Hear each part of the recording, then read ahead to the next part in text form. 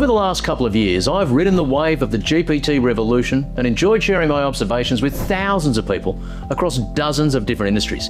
One of the exciting things about the potential of these technologies is the sheer breadth of workplaces and businesses they will touch. From education to advertising, from large law firms to suburban financial planners. Platforms like ChatGPT, Microsoft Copilot, and a host of others offer the chance to reimagine the way we work, the way we learn, the way we live.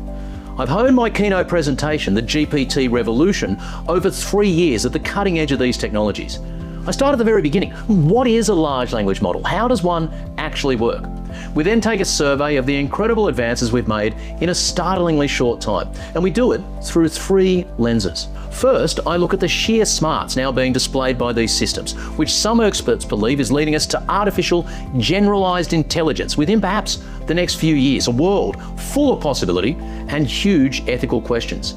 Secondly, I explore the thrill of moving beyond text in, text out, into systems that generate video, music, computer code. I love finishing my presentation with a highly believable avatar of the CEO of your organization, telling me how much they love my chat, in multiple languages, of course.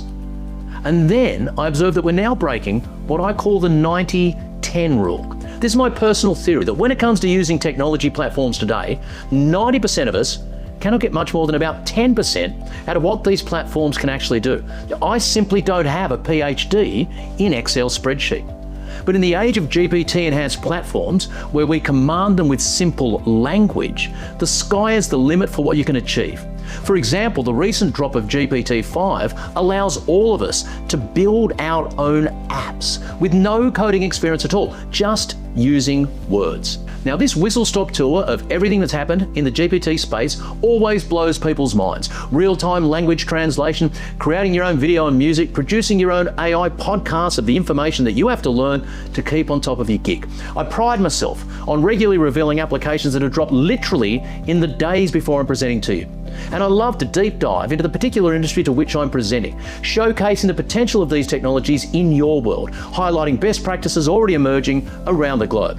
If it's appropriate, I'll liaise with your own in-house experts to reinforce exactly the skills and applications most relevant for your community.